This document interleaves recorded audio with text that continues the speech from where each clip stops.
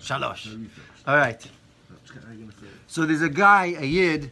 I'm not sure how religious or not, but it doesn't matter. His name is Max Deutsch. He lives out in the West Coast. You know Max Deutsch? Oh, it's a real person? A real guy, a real guy. I thought it was a Maisa parable. No, it's not a parable. You might know him. You might know. No, it's a good chance. All right, well, we'll see. I mean, he's pretty famous now.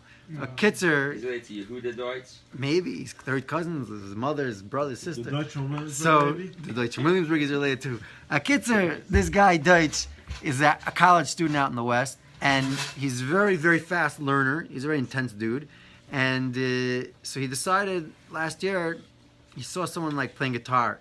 He was like, I should play guitar. So he said, in 1 month, I'm going to give myself to master guitar and to be able to play like Jimi Hendrix. And so he just started going and looking up all sorts of things. He's like an insane learner type of guy. And when he focuses on something, he focuses on it entirely. And he basically was able to play like crazy solos after 1 month. He sleeps 8 hours a night, no matter what. He takes an hour walk just to breathe and to focus. He makes goals. He's an interesting dude. What's the nimshal? The nimshal is that a couple of months ago, around a month ago, he decided, around 2 or 3 months ago, he decided that he wants to he mastered the Rubik's Cube, mastered guitar. He wants to master chess. So he started going crazy at chess. No, I don't think he's religious. And he realized that the greatest chess master in the world is this guy named Magnus Carlsen. Magnus Carlsen, yeah, I've heard his name.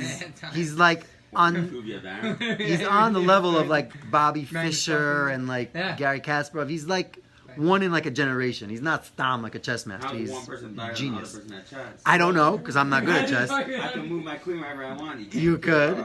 This is a guy that like dreams in like E4, AB, A3. He could remember a match that he did 13 years ago every move, even though the match was 13 years ago and 58 moves. He'll be like, and then I went A4. And 13. he's 26 years old. He's a Meshunadika guy. A Kitzer, so somehow the publicity got out that he wants to do this, and he was able to make a match with this guy. He had a month from not barely knowing how to play chess to prepare himself to play this dude in chess. Magnus Carlsen. So what did he do? He spent the whole month doing all sorts of algorithms. I don't know what he did in the whole month, but basically when he got there, part of the problem was that he had to algorithms.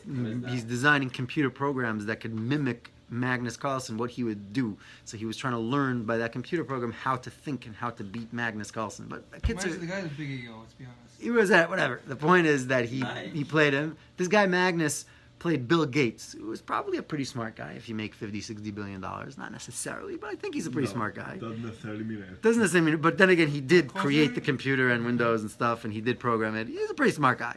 He beat him in 9 moves. He beat Bill Gates in 9 moves in chess.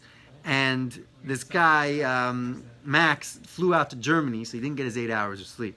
Already, that's a mekachtas, you know? He would have gotten it. He would have gotten it. He purposely didn't. It's like when you play somebody younger than you. That was a show. And when you play somebody older than you, you can say, oh, he's older than me. He's the Rambam. Oh, the Rambam says 18. I don't know. The Rambam does say 8 hours, I think, but Why 8? I don't There's know. a healthy way. It's honestly, even the scientists I think say that it's maximum. Over 8 hours, not so good, and less than it is not so good. But it's true. I get on Friday nights, I get 12. Nice. It makes up for the rest of the week. Nah. I do 14. In the middle of the winter, I can do 14. Why is that Beagle? Who's that 12 I beat you by 2. A Kitzer, so this guy played him. This guy Max played him, and in the end, this Magnus beat him in 33 moves. So he was able to mamish. They said at a certain point after like move 16, the guy was actually like sweating a little bit. He was getting nervous. This guy he was going to lose to some guy that didn't know how to play chess a month ago. But in the end, he made a mistake, and the point is that he beat him. So there's a story with the Rebbe of Radzin. Everyone knows the tchelas that the Bratzlovers wear. There's a few of the types of tchelas nowadays. There's the as some people calling the Misnagdish tchelas, the Mizrahi tchelas, which is based on the Murex, the Trunculus, and there's the Radziners. So the Radziner around 1880s, 1860s, something around there. Yeah, well then the Radziners disproved the other ones. They keep disproving each other every week. He was born in the 1860s or No, he was doing his thing in the 1860s, 1880s. I'm not sure. I think 1880s. I make your life complicated. So he believed that he found the blue tcheles. It was a fish, a whole thing. And till this day, the Breslovers and the Radziners are the only two people that still wear that tcheles. Being that there was someone in Breslov, one of the Gedolei Breslov, that found in one of the secret books that said that Reb Nachman said in that year there was going to be an Oris of Geula, and that was the year that he found the tcheles. So he felt like that was something that he should grab onto. So one whole side of Breslov took onto that, the other side never did. But the point of the story is that at a certain point he realized that in the Vatican in Rome they have the Kohen Gadol's garments. So if he can go there and somehow get into the Vatican, see the garments of the Kohen Gadol, he can ascertain if it's true or not. So he traveled all the way to Rome. He was very dedicated with this, and he met up with the people, and he finagled and asked and begged, and finally at a certain point they said, you can go down if, on condition that you play the two greatest chess masters that we have in the world, in Rome, and you beat them both. Who beat them? The Vatican, they make, like, to beat them? Radziner Rebbe. So he thought about it for a little bit, and he said, no problem, but on my terms. I said, okay. What does it mean, the terms? Right. So basically, what did he do? He always has good chachma. He said, I'm going to play them both at the same time and beat them both. He said, but give me 2 rooms, and I can play them both at the same time. So what did he do? He went to the first guy. He said, you go first. So he moved his pawn. He went to the second guy. He moved that move. And he said, you go. The guy moved, and he basically played them off of each other in 2 rooms. And he ended up beating both of them. How he beat both of them, I'm not sure. Right, only one. In the end, he should have only won. He played one guy's move. You basically made them both play each other. Playing each other, basically. He basically used them off of each other and with his chachma. One guy moved in that room. And then he used that move, basically imitated that move. One game, He was basically playing them against each other. So, Copy. why is that thing? Yeah. That's basically saying because they were both really good. So the point is, Imagine he's like used to. Well, they should have realized that. They were pretty Seen how thick. each other play. You should have noticed that you're copying. You don't Yeah. win by copying something. It depends what the other guy's doing. well, Basically, with every move, it wasn't like- the nakuda of it all is that Nice. with all these things, Yeah. what's the point of all this chess and all this stuff is that when you have to fight the Yetzer Hara, you got to use a lot of wisdom. You got to get a lot of sleep, I guess, and you got to use a lot of wisdom. The Radziner had a mission, and he just used his chachma, and he was able to beat. So too with the Yetzer Hara, we got to know what to do. So the first thing is you got to know who he is. You got to know who you're dealing with. In this week's parsha, Yaakov Avinu met up with this malach, right? Vayivasar Yaakov levada. He was left on the other side, more than one way, and he met up with the Sorah Shel Esav, the malach of Esav, and he fought with him. Is that a physical person? Was he a real person? Or Is he a real person? I don't know. I'm saying, was he like in this Some world? of them. Questions and answers. He was the Yetzer Hara, but it sounds like he was manifested in a human being. It's very hard to get a point across. What does it say? Questions coming every second. Yeah, Questions and yeah. answers come later. The question and answer period will be at the Yeah, end. Yes, right, please. right. No, but I like. Write it down. Write down your questions.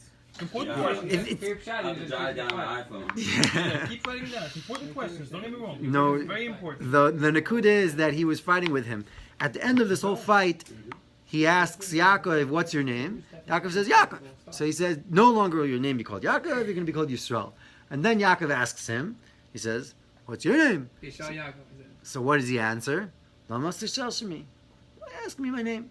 So the question that Rav Moshe Shapiro asks, and obviously a lot of Mefarshim ask, is, he said, "What's your name?" I said, "Yaakov." He said, "Okay, your name is going to be changed." So I ask you your name. What's your name? He said, "What are you asking me your name? My I name." wanted to change his You name. know what's an interesting question? I just heard of it. Why is he doing it? Yeah. It's a question. It's a question that comes right before this question. Oh, let's hear. He says, "Give me a bracha." The bracha says, he says, "What's your name?" Yaakov. He says, "You will know be Yaakov. You'll be known as Yisrael." And the next pasuk, He says, "Vayishlach Yaakov."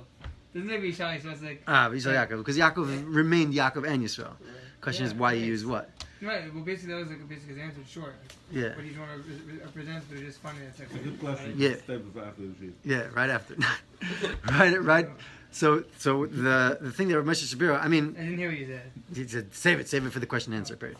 But Shapira in the Mamakim. the Rav Moshe Shapiro from the Mashgiach that just passed away. I don't know. Someone I think heard it mishmua. That I mean, when the guy asked me the question, when he told it to me, I said, "What do you mean? A Jew answers a question with a question." He asked me, "What's my name?" I'm asking, "Why do you ask me my name?" That's how a Jew answers. But the problem is, You know what happens? and he was Sarah Shalasav. He was a guy. A guy asked him, "What's his name?" He says, "Bob." What do you do? I work. I'm Somebody once asked a Jew, like, why do you Jews always answer questions with questions? And he's like, why not? There you go. Why not? Nice. That's exactly the point. But this guy was a guy, so he should have answered. He was Sarah Shalasav. He should have answered the question. So what Moshe Shapiro doesn't speak about that. That's my own amendment. But the answer that he gives is that who was the Shari Esav? He was the Yitzhar himself.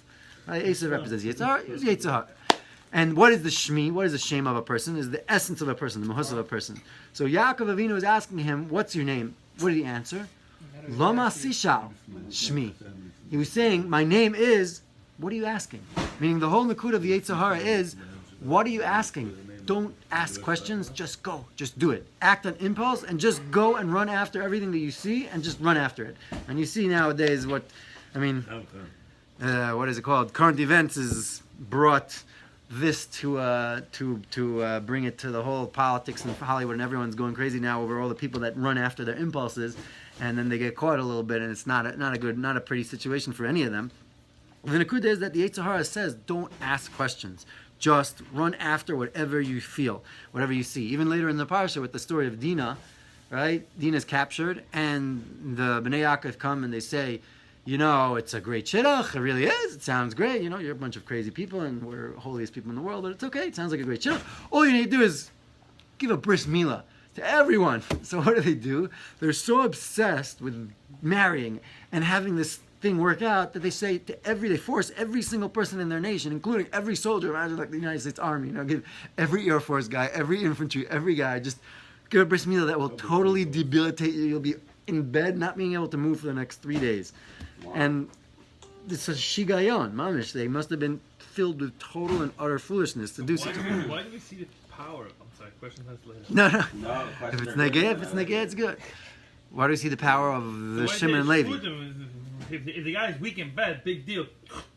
That is a good question, right? What was that? You just cut off their heads. They chopped them up, yeah. They were powerful. What? Why is it such an amazing thing? Shimon and Levi were so powerful. It says in the Rashi. It says they're brothers. Ain't nobody can deny that. Yeah, they were very powerful, but I don't know why this particularly shows it if they were debilitated by that. But you see from the Nikud that we're bringing out that they that. I'm saying if I had a bris and someone was attacking me, I'll probably get myself out of bed. Right, that's also true. Maybe they would, but they were definitely debilitated. Friends, they get bristled by the 45. We know how powerful they are. Yeah. You just cut off anything. Okay, you're saying It's like YouTube Live. We'll speak saying about you this gotta another dress time. it now? We'll delve in this another time. But What's your question? What are we saying? Shimon and Levi was so powerful. Where's the Oh, power? you're saying they were fighting weak people. they were fighting weak people. They were sitting there in the bed and they were killing It's them. called the wimp in my eyes. You're saying they should have waited until after their prime. When you have a real fight. No, but they did Bring it this. outside when you're ready. You know what I mean? But for our purposes now, the Nakuda is that the craziness that the Yitzhar just says, just do things. Don't think about it. Don't think about the consequence of what's going to be. Just do it. That's the essence of the Yitzhar that he was telling us. So if and when we recognize this already, we see that the Yitzhar is this, so then we have to take ourselves and use our mind a little bit to think. Like we said last week, think what's going to come out from this? What's the outcome of X, Y, and Z that I do? And therefore, that already is a way to fight with the moves of the chess, to fight the Yitzhar on a logical way. Another point of that is that Lama Sishal Shemi, if you say the same word of Moshe Shapiro just and use it in a different way, Lama Sishal also is why don't ask questions, right? A lot of people in Yiddishkeit think that the whole Nakuda of Yiddishkeit is just don't ask questions, you know, just believe, brother. But that's not the Nakuda. The Nakuda is not just to believe. We're not gospel. We're not people like that. We're actually, you guys are Gemara learners. You open a Gemara. There ain't no just believe, you know. just understand this is a good riot. Don't ask questions on the riot. What do you mean? Rip the riot, rip the Tashima, rip everything apart. The Gemara is just ripped apart to pieces, everything. What, until you understand, right? The Yiddish cup. You guys see these books now? The books, the Yiddish cup. It's a cool one. These books from Gadi Pollack. There's a new one, number 2. Easy guy to Yiddish. Not the easy smart. The Yiddish cup. You gotta get it. If you didn't get it yet, you gotta go to your nephew's house or something. It's like a smart book. It's a book that you have to like open it up. Like there's a question that says like who came. This one was who Very on good. On this pin, it shows like pictures. Who on the flight came late and why. And you have to chop. It's like this guy because one of his buttons is like not. Oh, it's but one you of have to those chop. nice Why? slide books? Why? But Because he it's- went to the mikvah. No, that one was a little weak. That one was Mo- so stupid. That was weak. Put my- Most of them are pretty solid. Yeah. Most I of would them get pretty it right solid. away. I go to mikveh every day. Yeah, For you it's no big deal. Most of them- By the way, my Nice. friend Yuxio Blatter told me you have to think that way. You have to chop the way they think. One of the questions. He's a was like- chassid, Yeah, yeah. one of the questions. Yeah. But most of the questions are pretty solid. That you actually have to prove it. You have to actually figure it out based on the Crazy. proofs. The Nakuda is the Gemara for sure is like that. You gotta really understand It's it. a picture of a kid wearing. So- you know that kid's not the younger one, but so like he's smart. Right. Let's say the date. It had the date. So it had like some calendar there, and then it had something that said that it was on a Monday, and then it had something. So you have to figure out that the guy is going up for thing that they didn't say Tachnin because it was right after Shemona Esrei. I was like, all these cute, because you see the Kohanim going down from Duchening, and the guy is opening Psicha. So it's Monday. So you have to figure out from all these things that they didn't say Tachnin, because if they did say Tachnin, the guy wouldn't be coming down from Duchening. He would for sure already, whatever. The point is that you have to use your head. You have to prove things. So in Yiddishkeit also, all of the things that we go through, we have to prove. So too, our Yiddishkeit is based on a lot of things that are more than just believe. Just know. Don't ask questions. The Yetzer Hara says don't ask questions. But on a lot of things, we have to really understand. And a lot of that has to do with coming and asking questions, but asking questions in a proper way. Asking questions to your Rabbeim, asking questions to your friends that are all Mevakshim trying to come close to Hashem, and asking questions to yourself. This is what Nachman says, that you have 3 nekudas, three nekudas, where you can actually access the inner nekuda of truth that you have. And that's by speaking to your Rabbeim, speaking to your friends that are interested in coming close to Hashem, and speaking to yourself, meaning in Hisbodedus is speaking out and asking yourself the questions that are things that are not understood and things that are bothering you in life. And by doing those 3 things, you clarify these nekudas and these questions, and they become greatness. They become places and parts inside of you that become awesome and become very solid in your Amunah, in much more solid way than just believing and not having any basis upon your beliefs. Again, all of these things are good, but on a certain sense, we know that we have Nasa v'Nishma. On the other side of the coin, we have Nasa v'Nishma. We have a lot that we just believe and that we just do. But again, those things are also based on prior experience of our parents, prior experience of our experience, and then we have to jump into what we believe in. Let's say something is true, you have to continue believing in that and acting on that, right? A lot of times you come to a situation where something is true, you should be doing it, but then you're like, yeah, but right now, maybe I shouldn't. I'm not down. You're not down, not feeling it. You got to be able to realize then, no, you got to stay with it. So there's a story with the Baal Shem Tov that's brought out, a lot of people say it over in this week's Parsha, Ki v'makli avarti es hayarden hazeh. Yaakov says, with my stick I passed over this Yarden, that the Baal Shem Tov was once running away from some ruffian, and you came to a river. Maybe this was before the days, in the Matrix where he says, at the end you won't have to dodge the bullets. But at this point he was still running away from the guys, and he wasn't turning around and stopping them. But he was running away, and he came to a river, so he didn't know what to do. So he knew a lot of Kabbalah, so he took out his gartel and said a good shame that he knew would make the gartel into a bridge, and it became a bridge, and he ran across the river, picked up the gartel, and he was saved. Then after that, Who did this? the Baal Shem HaKadosh. Baal Shem. But then he had Charata, yeah. This is a story from the Baal Shem Tov. Wow, what don't you believe? Yeah, I don't True know. story? Why not? All the Baal Shem Tov stories are true. Is it true that you Yeah, drink? you don't have a gap. You don't know how to story. Is it true when you drink the beer you felt on your tongue? Yeah, you wouldn't understand it. Well, you only understand physical Yeah. things, not Can't understand the spiritual. rhythm. Kabbalah could do a lot, You but understand if the the worker builds a bridge, it works. If a Mexican builds it, you understand if you say a word, then it builds it? Yeah. Beautiful, You beautiful. wouldn't understand. You don't know. Abracadabra. Why is that like a standard in the belief? Why not? What does it mean? Listen, you Shove it. you We got got some it, Mike. straight off the bat takes some unhealthy challenge here. It's all healthy. But the point is that they, as our barrel wine says always, they don't say those stories about me. You know, if you believe every story, you're a fool. If you believe none of the stories, you're a kaifer. I believe the story. Tell me the true story. I believe you. So again, if you believe all of them, then you're a fool. If you believe none of them, you're a kaifer. So Rav Nachman used to say, "I'd rather be called a fool than a kaifer." So he said, "I'd rather just believe all of them." You believe all of them? If you believe all of them, you're a fool. They didn't all happen. You If you gotta believe believe none them. of them, So you're a gotta be a kaifer. fool. So he used to say, "I'd rather be called a fool all my days than be called a kaifer." gotta So I used to believe say this, and then I went to get into an argument with a guy. He was saying, "Ah, that's true. How can that possibly be true?" So I said, "Okay, Beseder, let me give you another one." I said, because maybe there's a middle ground, like Itzi's saying. And No, another, you and gotta another, and believe another. that it After could the happen. 8th story, I said, "Wow, Rav Nachman was right." You know, there's no middle ground. The guys don't believe one story. The guys that believe it, they believe all the stories. Whether or not each story befrat really happened, they don't say it about me. They say it about the Baal Shem Tov for a reason, because it could have happened. So you gotta believe that's that, an you equivalent. gotta believe that the tzaddikim were big enough to be, that they could do it technically. it- do it. exactly. It doesn't necessarily mean that this specific story is true. Exactly. But the It could have tzaddikim were happened. big enough That it definitely could have happened. And which ones are true, which ones are not, doesn't matter, because it all could have happened. There has to be that there's a lot of non-true stories because there are more stories on each Rebbe True. than there were days in his Why life. would No. it not be true? No, it Because could there's be. more stories on each No, Rebbe than no, there were it could days be in his that life. they What were. do you mean? They don't have You gotta believe that every year is 360. That's good. No Every one. hour You is gotta 60 minutes. believe You No. know, that it could 160 stories happen. per hour.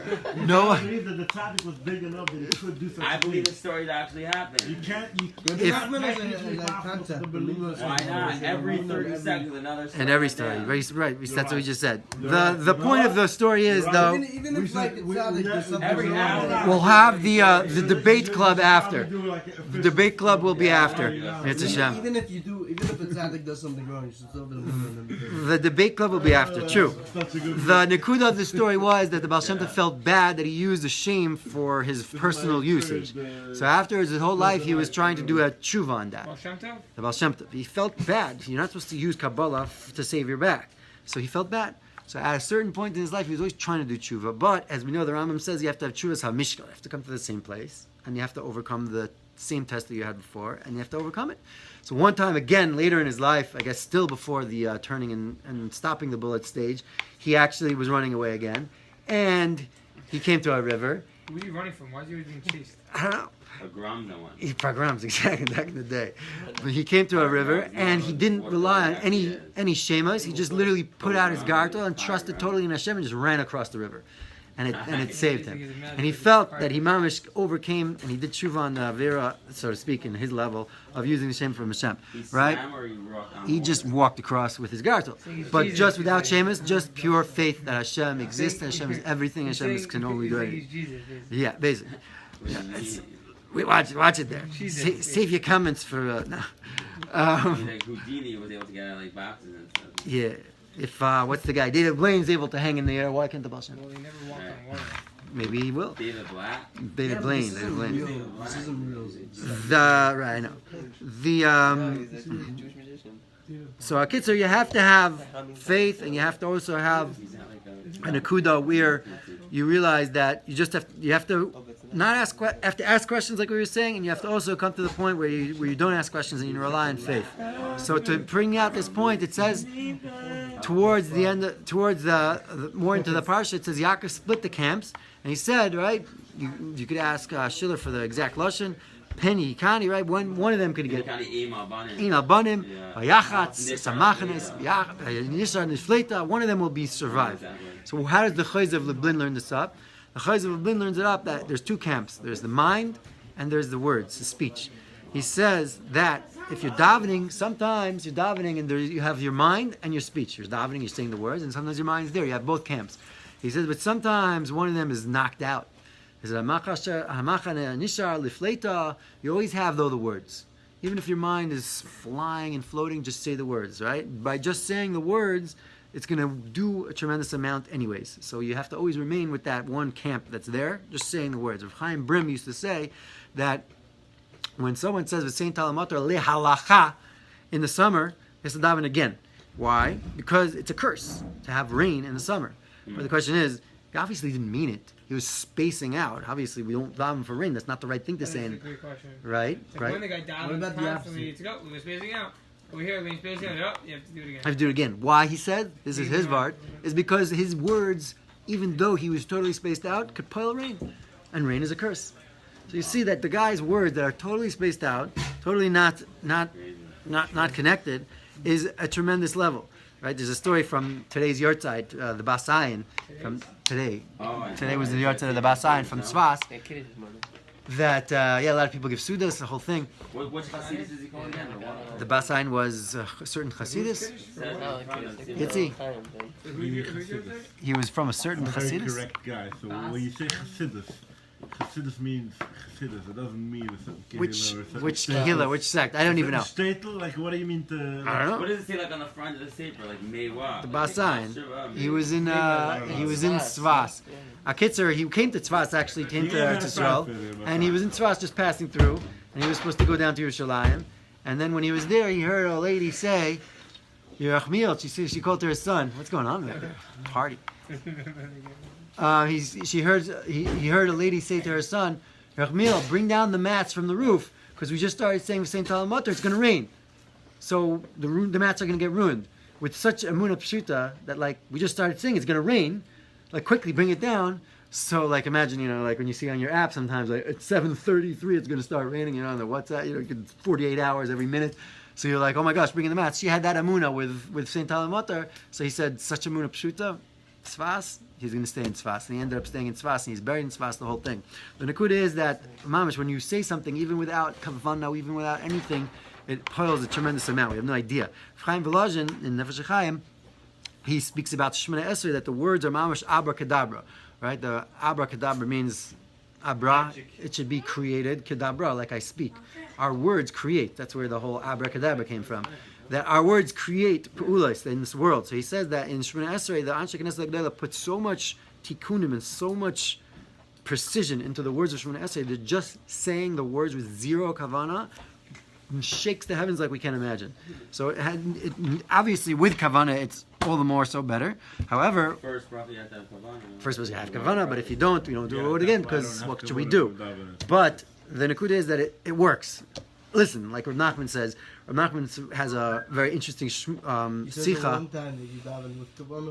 You bring up all the tefillas. Yeah, I was going to be a different nakuda right here. He says in learning, he says that you should just learn. Rav Nachman says just learn. Learn the Chumash, read the Mishnayos, read the Gemara. Just keep going. Why? He says that when you get up to Shemaim, they're going to explain everything. Even if you didn't understand everything, when you get up to Shemaim, he has also his whole Derech HaLimud anyways is to just learn a lot and then go back and back and back, and you'll understand things behekef when you go through things again a lot of times. But he also says that, in one of the Sichas, he says that when you learn, they'll explain things in the heaven. So everyone takes that for a Patur. Kevaldik, Breslov, we don't have to understand our learning, we could just read learning. But when you think about it, he's saying that Olam Haba is going to be what? That you learn and you understand. So why not get that here in the world? We're going to say, I'll get an Olam Haba. Why not have the Olam Haba right here and just learn and understand what you're saying? So too in davening, obviously, the tikkunim. Read the Zohar and then I'll teach it to you. Yeah, stuff like that. I don't think that's what he meant. I mean, he speaks about it very clearly that he means to just keep going and keep going and keep going. There was a story with Rav Nosson. Rav Nosson came to him and he said, here, take this Sefer or Yetzirah or whatever it was and just learn it. I don't know, it was a very high Kabbalistic Sefer and just read it. What? Yeah. And he said, just underline the things you don't understand in a pencil. So he underlined the whole Sefer. Oh, you meant read it and try to understand, but don't stand each word. Exactly. Try to translate, understand. And he said, okay, I don't understand the word. He said, go back with an eraser. He erased like 3 or 4 words on each page. He said, okay, one more time. You erased a couple more words. At like the 10th time, you erased the whole thing. He said, you didn't have to go to our school, you didn't have to go to Yitzhak Chachma, you didn't have to go to Rebbe. You read the Sefer 10 times, you understood it. A lot of times in learning, you see that. If you go through a daf, that's one of my mahalchim in learning, is to just go through things very quickly, and then just go through it again and again and again, and go through it again with Rashi, and again with Rashi, and again with Tosfos. You go through it again and again, things become clear. You don't have to sit there, I remember the first day in high school, I was learning with the Rosh Koilel's son, who's mamish, the goin of the class, and we sat there on Besula Nisas Liyam Revi, but we read it Besula Nisas Liyam Revi, and then I put the comma in the wrong place. We made a whole pilpul Revi's on the next thing. Okay, so you go weiter, you'll realize that it's talking about Wednesday, not to be Yom or Vi'i. Like you have to just learn the sugya and you'll get everything. But the Nakuda is here that in Tefillah also, when you daven, when you read exactly. When you read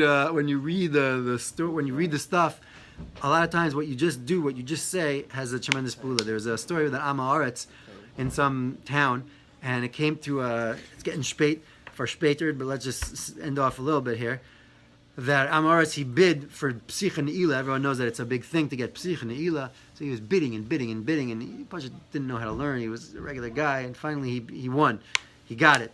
And then he gets up there, and the Gabbai is like, he's just standing there. The Gabbai is like, you have to open the Aron. He's like, oh, okay, how do I do it? And he like shows him. He's like, now what do I do? You open the thing. Okay, what do I do? Just stand there.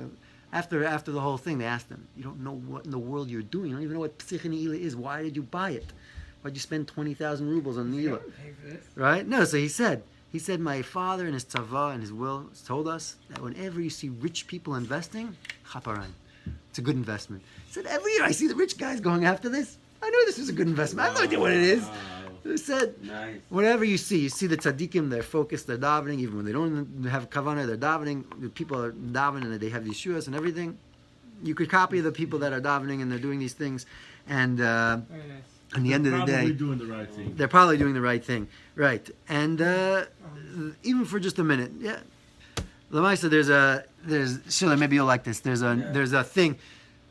We want to try to get to the kavanah, but a lot of times we don't. So there's a svara in the Gemara, ein adam meiz panav b'fnei ba'al chayvei, right? B'metzia. A guy owes you $1,000. He's not going to be able to come and stand you in the face and say, I don't owe you a penny, right? He can't say it. He can't get the words out of his mouth unless he's a pathological liar. Then he could. But if he says half, he says, listen, I owe you half.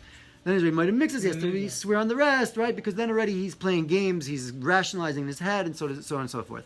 So when I heard that, I have a guy that owes me $1,000. He borrowed $1,000 for 2 weeks 10 years ago, and 10 years now. And after every time I see the guy, he runs away from me. He's embarrassed. He doesn't look at me. He tries to move this way and that way. And I feel so bad for the guy because I even didn't write a pruzbul, so Shemitah would be misham at the chayev because I didn't have that much other chayevs. But the guy is embarrassed. Why? Because he has to stand up in front of the Baal Chayev and say, I owe you $1,000 and I'm not paying you back. It's embarrassing. So he just runs away. But what happens if this guy would come and say, Yoeli, here, you know what? I can't really pay you back everything now. It'll put me under, but I can give you $50 right now. And it makes Hashem over the next 25 years, maybe I'll pay you back another 50, maybe another. If I have 100, I'll give you 100. It would be beautiful, right? First of all, I don't have any money from him, and now I have $50. I'm so happy. But even more than that, I would be so happy that now he's a good friend of mine. He was. I could just be friends again and be together and laugh and be together again. So I realized that this is with us with Hashem. The me'ez panav b'fnei ba'al chayvei. When we come to face Hashem, very often we realize, if we're truthful to ourselves on a very subconscious level sometimes, we have nothing. Hashem is giving us every ounce of our money, every ounce of our body, every ounce of breath that we have in this world. So it's so embarrassing for us to face up to Him and say, Hashem, I'm really not giving you anything back, that we'd rather just avoid and ignore and run away. I'll just eat. I'll text. I'll do everything I can just to avoid facing Hashem. I don't even learn Gemara to not face Hashem. And I'll even daven a lot to not to face Hashem. I'll say the whole Tehillim every day, just as long as I don't face HaKadosh Baruch Hu straight and say, wow, Hashem, you give me everything, and I have nothing to give you back. But what would be the better thing would be to recognize this, to realize this, and to say, HaKadosh Baruch Hu, I can't give you back everything. I can't be this tzaddik right now and give you back everything for the rest of my life. But right now, I can give you 10 seconds to face you and say, Hashem, I love you, and I'm giving you the next 10 seconds of my davening. And I say the next 3 words with kavana, with my heart. Am I going to say the whole tefillah? No, I can't do it. But I'm going to give you a little bit, and then not only are we giving him a little bit, so Hashem says, wow, I got 3 words, but Hashem says, wow, now we don't have to be avoiding each other. We don't have to be embarrassed from each other and running away from each other. We can say, here I am, Hashem. I don't have everything to pay you back right now, but here's a little bit. Hashem should help us. We should open up, and we should be together with Hashem all the time. A little bit is good also. You finished it good, though.